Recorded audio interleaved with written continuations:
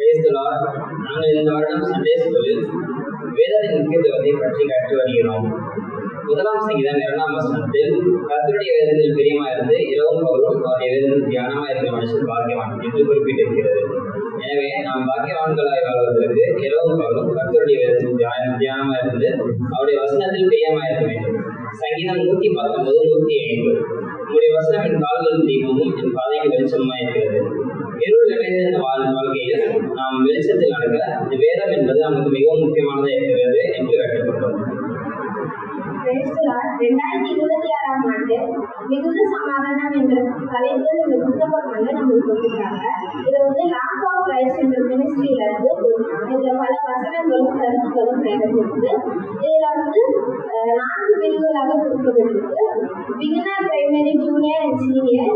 இதுல பாட தலைப்புகள் எல்லாருக்கும் ஒரே மாதிரி இருந்தாலும் கருத்துக்கள் அந்தந்த நிலைக்கு ஏற்ற மாதிரி சொல்லி கொடுக்குறாங்க. முந்தைய ஸ்டார்டிங்ல இருந்து இன்னார் வரைக்கும் நாங்க சண்டே ஸ்கூல்ல கற்றுக்கொண்டது பிரயோஜனமாகும்.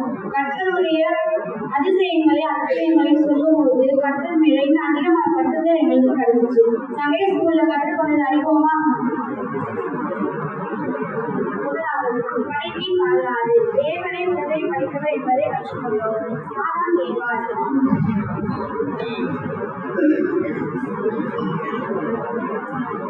வேறிடம் நம்மை கூறப்படுத்தும். காயின் ஆபேல், பிராணிகளில் கவனம் தேவை என்பதை கற்றுக்கொண்டோம்.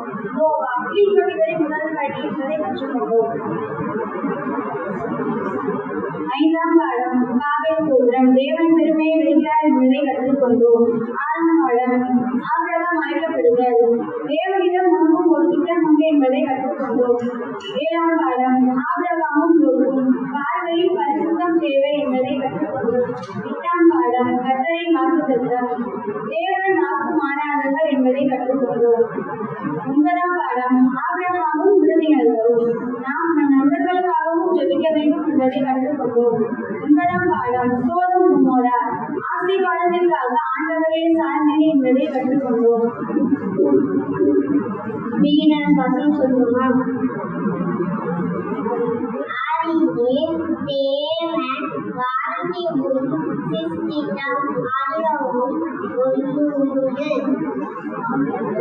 கடல் சகலத்தில் அன்பு கொள்ளாமல் காணாதவற்றிற்கு அனுப்புவார்.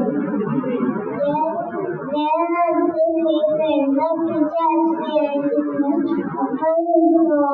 போவார்.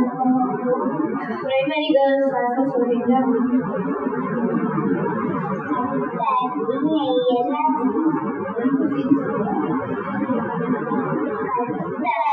உன்னை எல்லா தீங்குகளும் விலக்கி காப்பார்.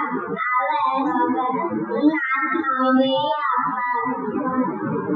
பிரைமரி பாய்ஸ் நம்மை உண்டாக்கின கர்த்தருக்கு முன்பாக நாம் பணிந்து குனிந்து முழங்கால் படியிட கடவோம் வாருங்கள்.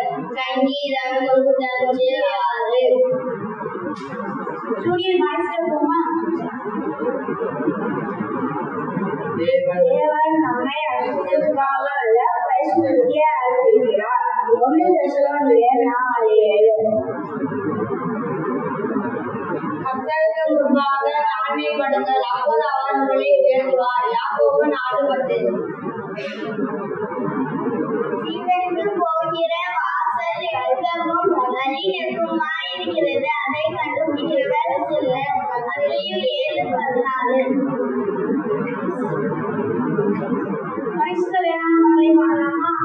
வருவி